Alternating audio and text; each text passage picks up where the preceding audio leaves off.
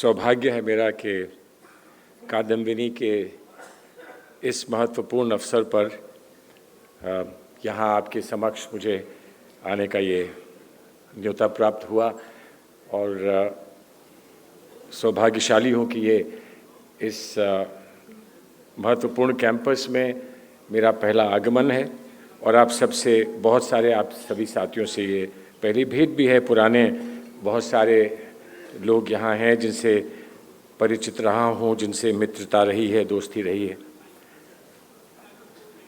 मैं सौभाग्यशाली हूँ कि आज की अध्यक्षता प्रोफेसर शांतनु आचार्य जी कर रहे हैं और उनकी अध्यक्षता में आज बहुत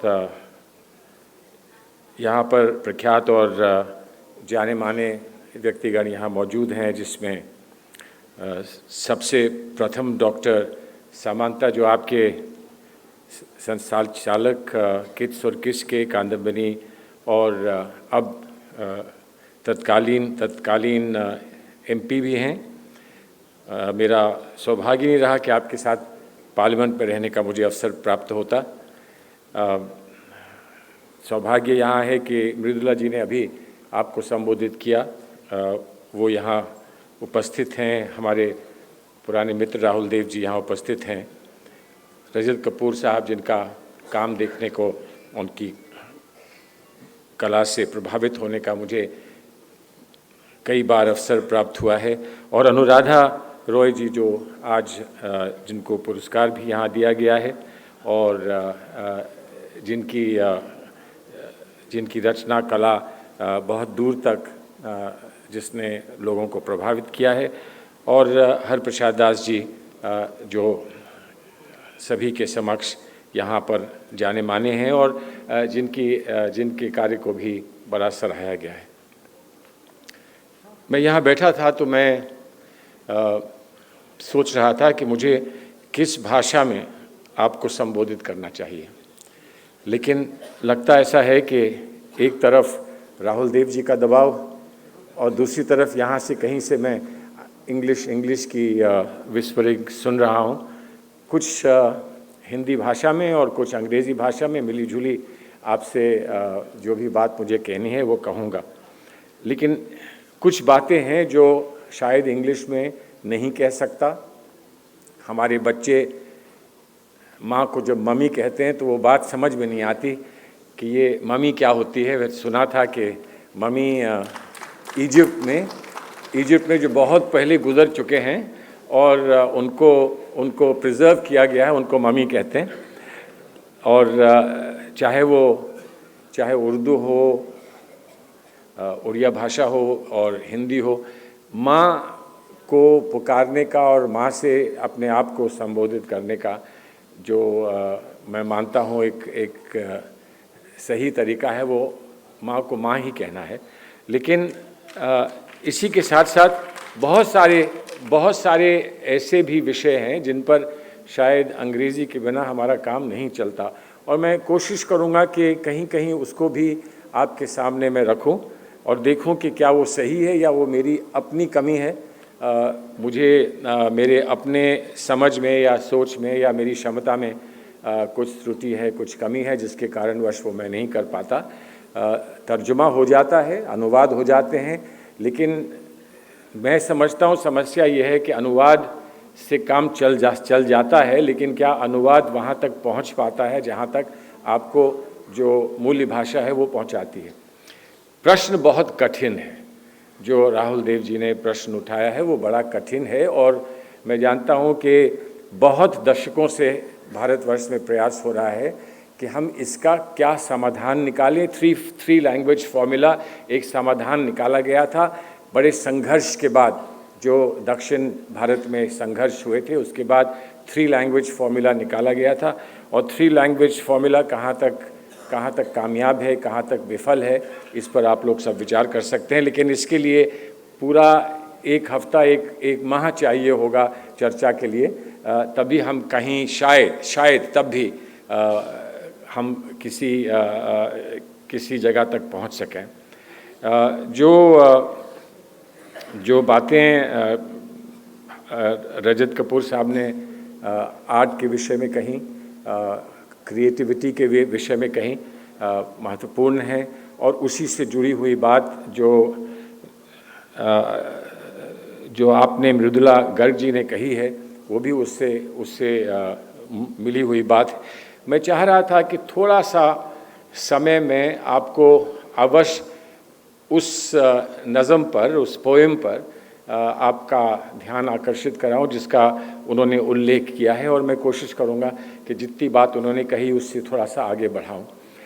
लेकिन यहाँ आने से पहले मैंने ये पूछा था और प्रयास किया था कि मैं आप लोगों से ये समझ सकूं कि मुझे जो भी कहना है तो क्या कहना है। सच्ची बात यह है कि लोग पॉलिटिशियंस को ये समझते हैं कि वो लिखी लिखाई, पढ़ी पढ़ाई, याद करी हुई किसी स्पीच को आएंगे और उसको दोहरा देंगे, और अगर कहीं हमने पहले उनको देखा होगा तो वही बात फिर से सुनने को मिलेगी, और उसमें एक शब्द भी ऐसा नहीं होगा जिसमें उनको कोई ख़ास विश्वास होगा। बस हमको लुभाएंगे और चले जाएंगे। और इसलिए जो मेरे कंधों पर बोझ है वो बहुत बहुत बड़ा बोझ है कि जो बात आप जैसे लोगों के बीच में मैं कहूँ वो कुछ समझदारी की बात हो और उसमें कुछ वज़न हो, उस बात पे आप लोगों के दिल को कुछ जाकर आपके दिल पर दस्तक कर सके और उससे कोई नई चर्चा छिड़ सके, तब तो आने का कोई फ़ायदा है हम जैसे लोगों का, नहीं तो फ़ायदा नहीं है। लेखक हैं, अवश्य लेखक हैं, तो उस बहाने हमको एंट्री आपके बीच में, बुद्धिजीवियों के बीच में मिल जाया करती है। लेकिन हम जहाँ अक्सर रहते हैं सियासत में, राजनीति में, वहाँ लोग सोचते हैं कि ये किताब आपके लिए किसी और ने लिखी होगी, या आपने तो लिखी नहीं होगी, किसी और ने लिखी होगी। खैर बहरहाल वो अलग चर्चा है।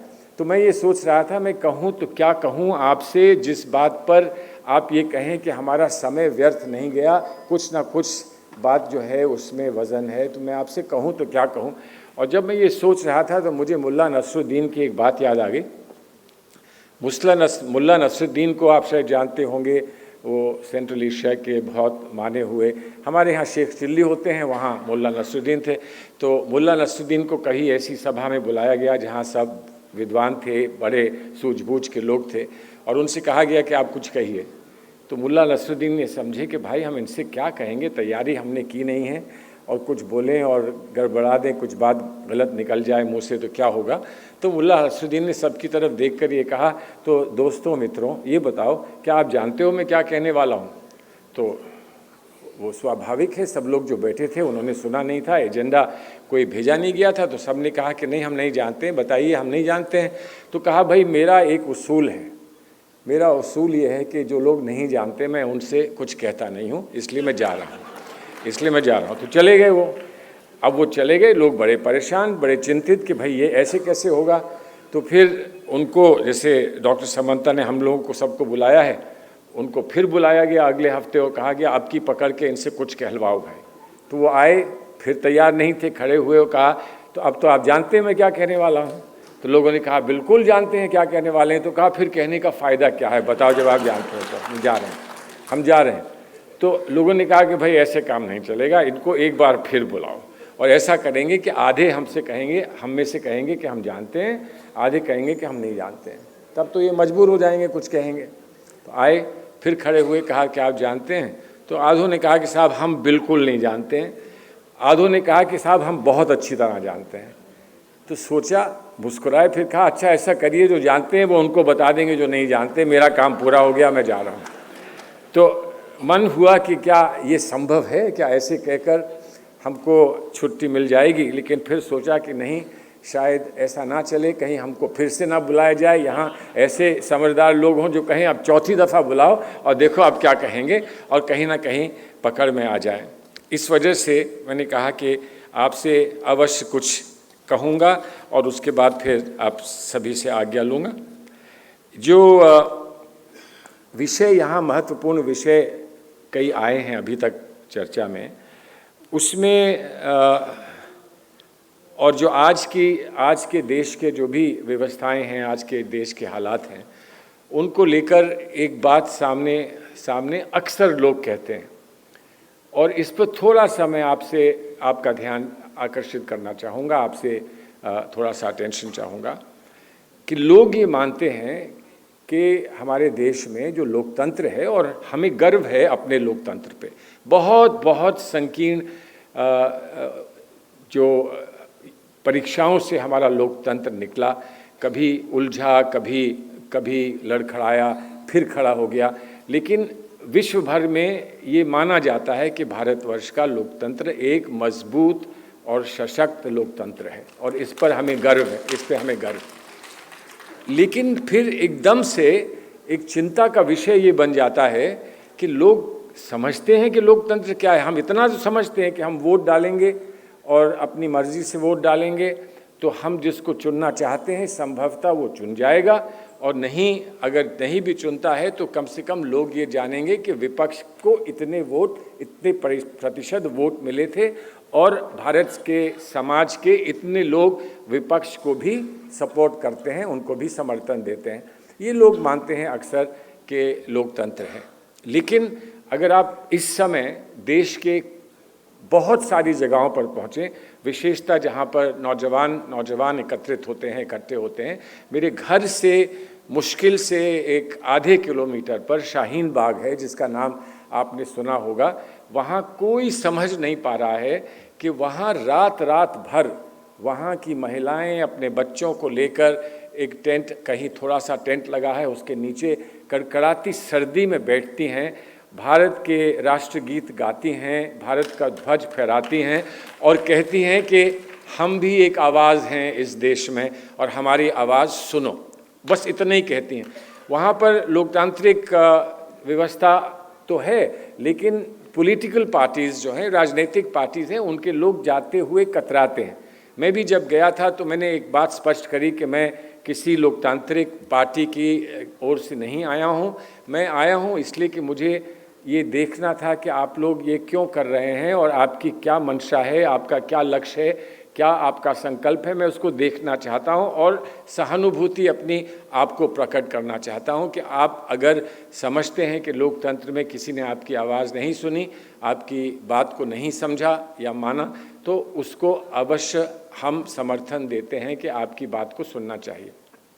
लेकिन वो लोकतंत्र का, डेमोक्रेसी का एक अनूठा एक एक्सप्रेशन है जो आज हमको देखने को मिल रहा है। अनऑर्गेनाइज्ड है, वहाँ कोई लीडर नहीं है, वहाँ पर कोई स्ट्रक्चर नहीं है, जो वहीं लोकल वॉलंटियर्स उनके बना लेते हैं। और यहाँ तक कि जब वहाँ से पास जामिया मिलिया में भी रोज़ प्रदर्शन होते हैं, तो शाम को जब 9 बजे, 10 बजे, 11 बजे वहाँ से लोग हटते हैं, तो वो सबसे पहले वहाँ सड़क को साफ़ करते हैं, जो भी कचरा दिन भर का होता है उसको साफ़ करते हैं, तब वो घर जाते हैं और अगले दिन फिर आके वो प्रदर्शन करते हैं। तो ये भी आज देश की परिस्थितियाँ हैं।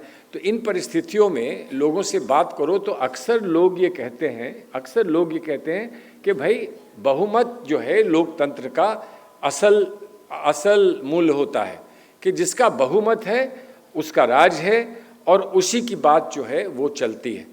तो ये एकदम से लगता है कि बहुत सारे विषय हैं आज हमारे देश में, और इसको मैं जोड़ना चाहता हूँ भाषा से। आपने भाषा की बात करी, राहुल जी, रचना की बात मृदुला जी ने कही कि लाइफ की रियलिटी को आप अगर रिप्रेजेंट करना चाहते हैं और एग्जामिन करना चाहते हैं तो बिना अपनी भाषा के आप नहीं कर पाएंगे, किसी और की भाषा में नहीं कर पाएंगे। एक ऐसी सोच है और मैं समझता हूँ कि सही सोच।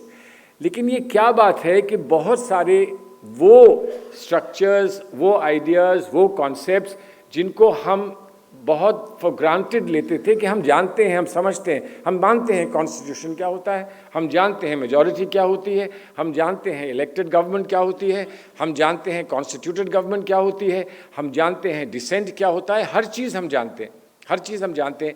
लेकिन एकदम सडनली ऐसा लगने लगा कि हम नहीं जानते हैं कि कॉन्स्टिट्यूशन क्या है, हम नहीं जानते हैं। आज अगर ये मान के चलें कम और बेश कि दो विचार हैं, दो विचारधाराएं हैं जो आपस में इस देश में टकराव की स्थिति में पहुंच गई हैं, और दोनों विचारधाराएं आज ये स्पष्ट आपके सामने कह रही हैं कि हम कॉन्स्टिट्यूशन को सर्वप्रिय मानते हैं और सबसे ऊंचा मानते हैं। तो ऐसे कैसे हो सकता है कि एक ही कॉन्स्टिट्यूशन में मानने वाले लड़ रहे हैं? फिर समझ में ये आता है कि एक ही गीता को मानने वाले दो पक्ष लड़ते हैं, एक ही कुरान को मानने वाले दो पक्ष लड़ते हैं, एक ही बाइबल को मानने वाले दो पक्ष लड़ते हैं। तो अगर धर्म की सबसे ऊंची किताब को मानने वाले आपस में लड़ सकते हैं, तो क्यों नहीं कॉन्स्टिट्यूशन को मानने वाले आपस में लड़ सकते हैं। तो लेकिन वो अच्छा नहीं है हमारे देश के लिए कि दो कॉन्स्टिट्यूशन में मानने वाले इस तरह से लड़ रहे हैं, जिसमें सिर्फ संवाद की स्थिति या डायलॉग डिबेट की स्थिति नहीं है, बल्कि टकराव तक की और कॉन्फ्रंट्रेशन की स्थिति पैदा हो गई। इसलिए कि कॉन्स्टिट्यूशन में ये कॉन्सेप्ट है कि मेजॉरिटी के राइट्स एक हद तक होते हैं, मेजॉरिटी के राइट्स एक्सट्रीम तक नहीं जा सकते, मेजॉरिटी के राइट्स माइनॉरिटी को एक्सक्लूड नहीं कर सकते हैं कि एक दफ़ा कुश्ती हुई, एक आदमी जीता, एक आदमी हार गया, बात खत्म हो गई। लेकिन कॉन्स्टिट्यूशन कुछ और कहता है। कॉन्स्टिट्यूशन कहता है कि इसमें कॉन्सोलेशन प्राइज़ भी दिया जाता है, कि जो जीत जाता है उसको तो कप मिल जाता है, लेकिन जो हारता है उसको एक कॉन्सोलेशन प्राइज़ दिया जाता है, और उसको ये कहा जाता है कि इस सीमा के आगे मेजॉरिटी नहीं जा पाएगी, इस सीमा तक मेजॉरिटी जा सकती है, उसके आगे नहीं जा सकती है, इसलिए कि फंडामेंटल राइट्स हैं इस मुल्क में, नैतिक मूल हैं, जो नैतिक हमारे अधिकार हैं, उन पर मेजॉरिटी उनको समाप्त नहीं कर सकती। तो कॉन्स्टिट्यूशन का ये जो अंडरस्टैंडिंग कॉन्सेप्ट है, ये सडनली लग रहा है कि लोगों ने अनसुना और अनदेखा कर दिया है। जो लोग कॉन्स्टिट्यूशन का हवाला देते हैं, लेकिन फिर हवाला देकर वो बात करते हैं जो बात उनको नहीं करनी चाहिए। इसलिए जब लाठी चलती है किसी पर या पुलिस अत्याचार करती है किसी पर, तो वो भी कहती है कि हम तो लॉ को इन्फोर्स कर रहे हैं। ये कानून है हमारे देश का कि आप निकल के सड़क को ब्लॉक नहीं कर सकते हैं, और इसलिए हम कानून को इन्फोर्स करने के लिए हमने लाठी गोली चलाई है, और अगर उसमें किसी की मृत्यु होती है तो हम क्या करें, हम इसमें दोषी नहीं बनाए जा सकते। अब ये सवाल है कि क्या कानून जो बना है कि आप सड़क को रोक नहीं सकते, क्या वो कानून इम्प्लाइडली पुलिस को या प्रशासन को या देश को या सरकार को ये पावर देता है कि जो सड़क को ब्लॉक कर रहा है उसको आप गोली मार दें।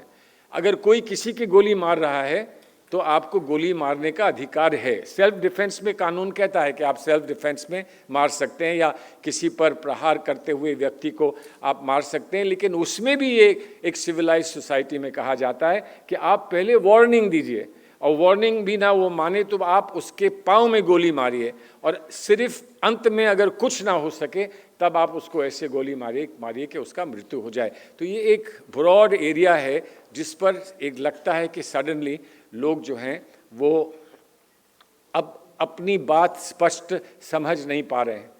इसीलिए माइनॉरिटी राइट्स का, बहुत सारे माइनॉरिटी राइट्स पर इशू आता है जब धर्म के किसी कॉन्सेप्ट को या धर्म के किसी एंगल से माइनॉरिटी राइट्स देखे जाते हैं। लेकिन लोग ये सोचते हैं कि ये प्रॉब्लम, ये समस्या सिर्फ तब आती है जब हिंदू मुसलमान के धर्म के किसी राइट्स को देखते हैं, या मुसलमान हिंदू के धर्म के किसी राइट्स को देखते हैं। लेकिन ये समस्या तो हिंदुओं के बीच में आ जाती है। सबरीमाला में जो हुआ वो हिंदुओं के बीच में था, वहाँ कोई मुसलमान नहीं था, लेकिन वो हिंदुओं के बीच में था। दो पक्ष थे, कौन सही था कौन गलत था इसको तय सिर्फ सुप्रीम कोर्ट कर सकता था, और सुप्रीम कोर्ट ने उसमें एक अपना निर्णय सुनाया, लेकिन उस निर्णय को लोग स्वीकार करने के लिए तैयार नहीं रहे।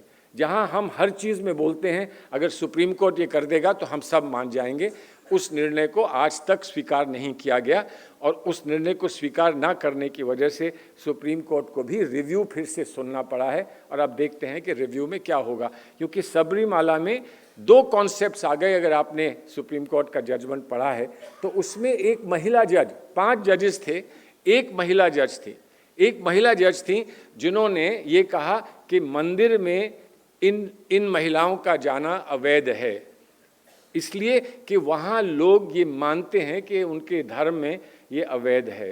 ये एक महिला जज ने कहा, जबकि पुरुष 5-4 जजेस जो थे उन्होंने कहा कि नहीं, इनका अधिकार है, इनका मौलिक अधिकार है, ये लोग जा सकते हैं।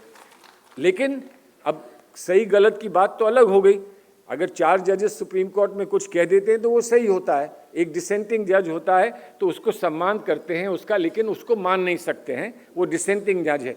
लेकिन जो क्यूरियस सवाल है, जो इसमें जो बात सोचने की है वो ये है कि जिस बात को 4 पुरुष जजेस ने माना, वो अपने एक 5वें साथी को जो महिला जज थी उनको नहीं मनवा पाए। ऐसा क्यों हुआ?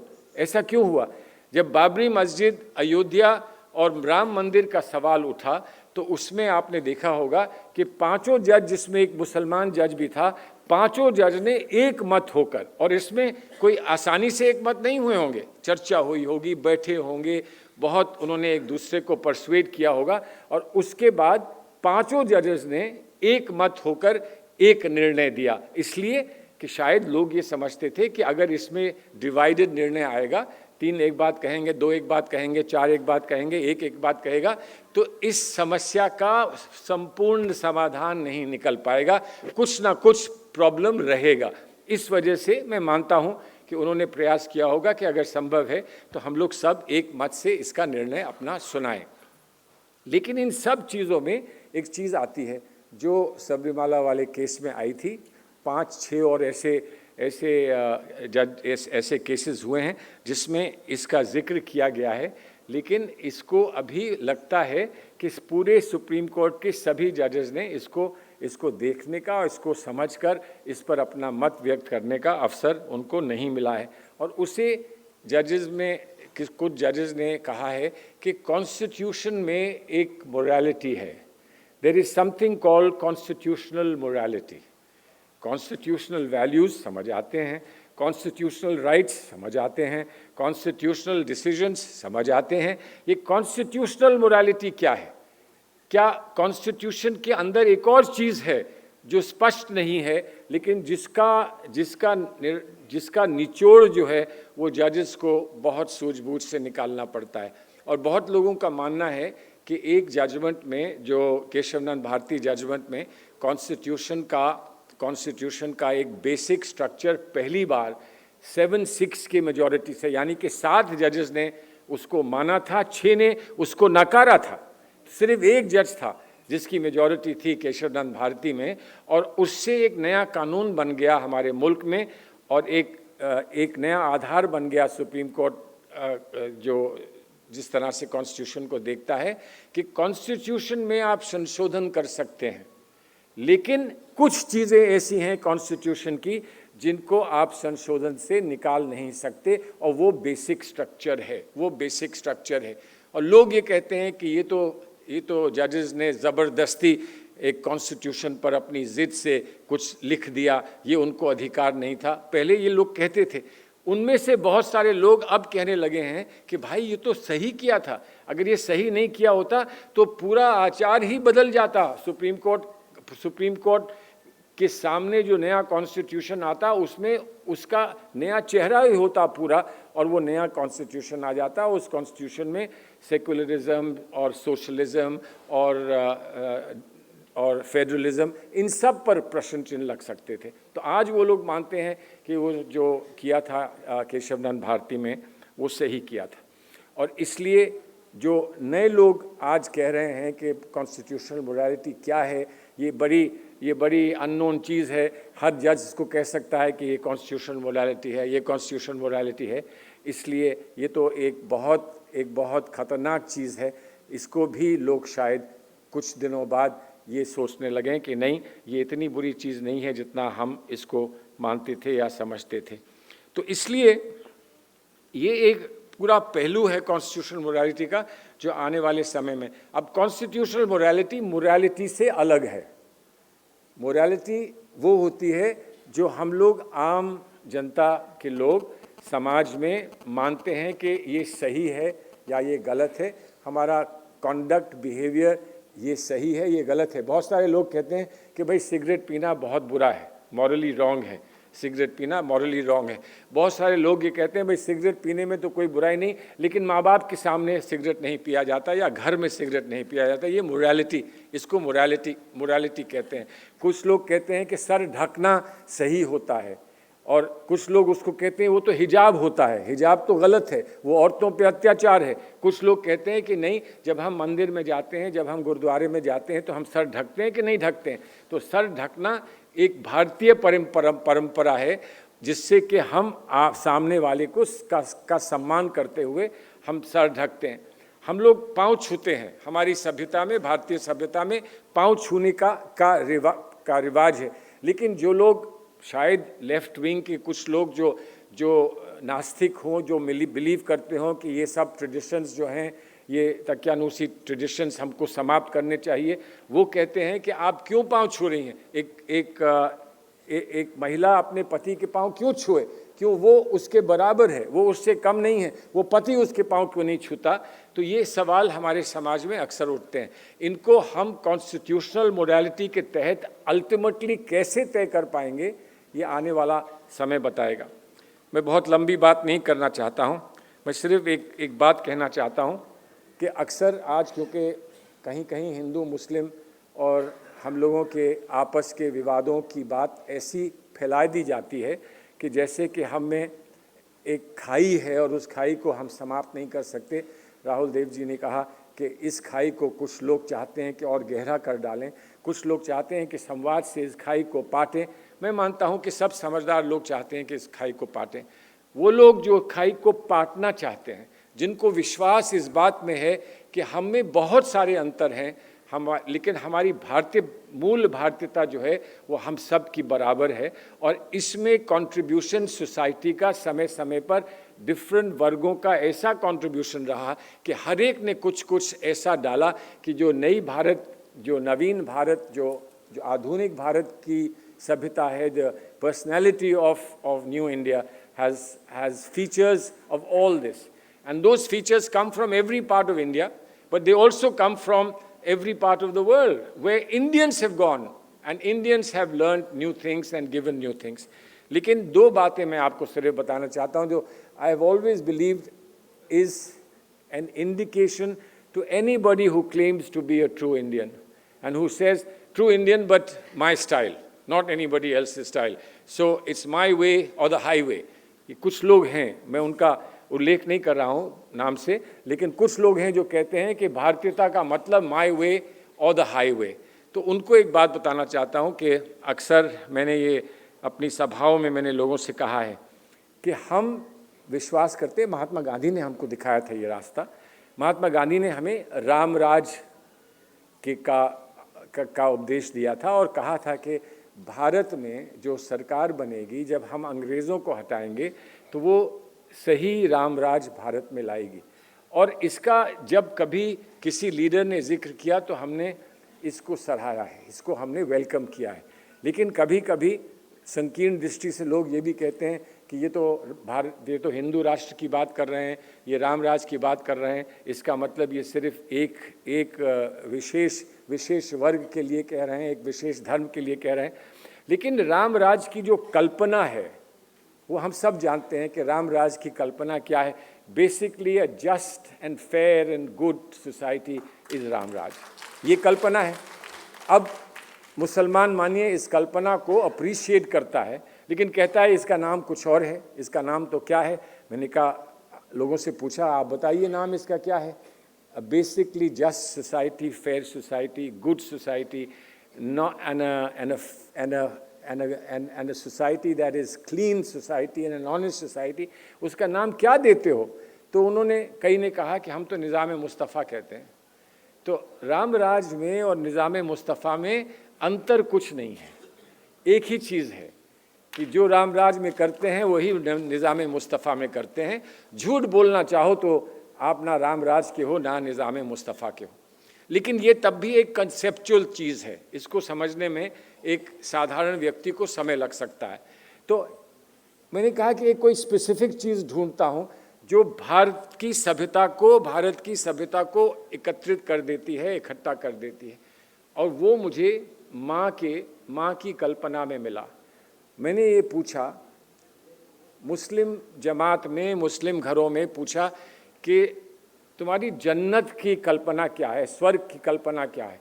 इसी विश्व में रहते हुए, धरती पर रहते हुए स्वर्ग की तलाश करो तो कहाँ मिलेगा। तो जवाब में ये कहा कि वो माँ के पाँव के तलवे के पाँव के सोल के नीचे मिलता है, पाँव के नीचे आपको स्वर्ग मिल जाएगा, आपको जन्नत मिल जाएगी। तो हमने कहा चलो हिंदुओं से पूछते हैं। तो हिंदुओं से पूछा कि इसी विश्व में, इसी धरती पर अगर स्वर्ग ढूंढते हो तो कहाँ मिलेगा। तो कहा कि माँ के चरणों की धूल लगा लो सर पे तो आपको स्वर्ग मिल जाएगा। तो जिस सभ्यता में इतना एका है, सिर्फ शब्द कहीं कहीं अलग हैं, लेकिन जिस सभ्यता में इतनी एकता है कि हम और किसी सिंबल के बारे में सोचते भी नहीं, हमारा ध्यान सीधा उधर ही आकर्षित होता है जहाँ चाहे हम हिंदू हों, चाहे मुसलमान हो, सिख हो, ईसाई हो, एक ही जगह हमारा ध्यान आकर्षित होता है। तो ऐसे समाज को जो समझते हैं कि बांट सकते हैं, वो कितने बड़े धोखे में हैं वो लोग जो समझते हैं कि वो ऐसे समाज को बांट सकते हैं।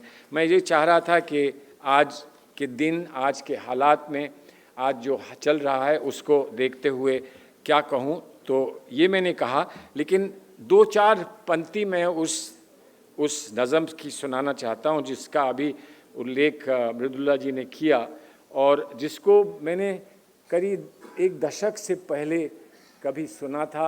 और ये जैसे इन्होंने बताया, आपने बताया, ये ज़िया उल हक़ के ज़माने में वहाँ का जो प्रोटेस्ट मूवमेंट था ज़िया साहब की डिक्टेटरशिप के विरोध में, उस प्रोटेस्ट मूवमेंट का इन्होंने एक्सप्रेशन, फैज़ ने एक्सप्रेशन दिया था। और फैज़ को लोग समझें कि वो पाकिस्तानी थे, वो फलां थे।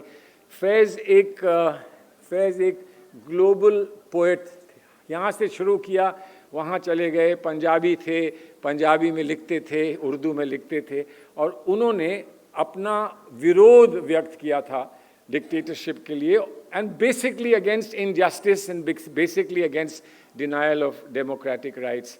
तो उसमें ये लाइंस तो अब लोग बार बार पढ़ रहे हैं, लेकिन कुछ लाइन आपको वो शुरू होती है कि हम देखेंगे, लाजिम है कि हम भी देखेंगे, वो जो हमसे वायदा किया गया था कि आपको एक दिन जस्टिस मिलेगी, आपको फेयरनेस मिलेगी। और उसमें ये दो पैराग्राफ्स हैं जो इम्पोर्टेंट हैं, जिस पर लोग प्रश्न चिन्ह भी लगाते हैं और जिसको समझकर हम ये मान जाएंगे कि इतना आसान नहीं है बांटना। तो ये लाइंस हैं कि जब अर्ज़ खुदा के काबे से सब बुत उठवाए जाएंगे, हम अहले सफ़ा मरदूद हरम मसनद पर बिठाए जाएंगे, सब ताज उछाले जाएंगे, सब तख्त गिराए जाएंगे। Now this is basically saying कि इन्होंने कॉन्सेप्ट लिया है, बुद्ध का कॉन्सेप्ट लिया है, not like an idol that we worship. Buddha का कॉन्सेप्ट लिया है as somebody who claims to have godly powers in a place where the godly powers exist in a formless manner। वहाँ एक डिक्टेटर, मिलिट्री डिक्टेटर कहता है कि मुझसे बढ़कर कोई नहीं है, I can decide your destiny, I can decide your faith. उसके कॉन्टेक्स्ट में ये कहा था कि ये बुद्ध जो तुम बन गए हो, तुमने अपने आप को एज एन आइडल प्रेजेंट किया है, इसको हम रिजेक्ट करते हैं और ये सब हटाए जाएंगे, और जो ताज हैं ये सब ताज उछाल दिए जाएंगे, और सारे तख्त जिस पर आप बैठे हैं वो तख्त हम सब गिरा देंगे। This was a revolutionary spirit taking on a dictator.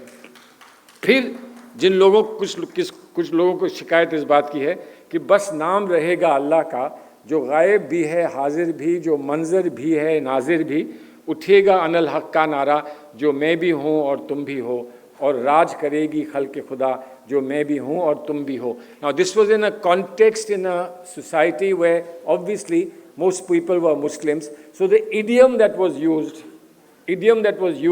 was an idiom that they would understand.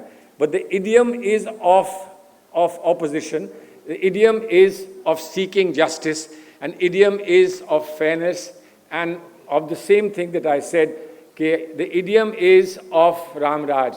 अगर यहाँ इस पोएम को यहाँ लिखा जाता तो राम राज की बात की गई होती और गांधी का वर्जन दिया गया होता।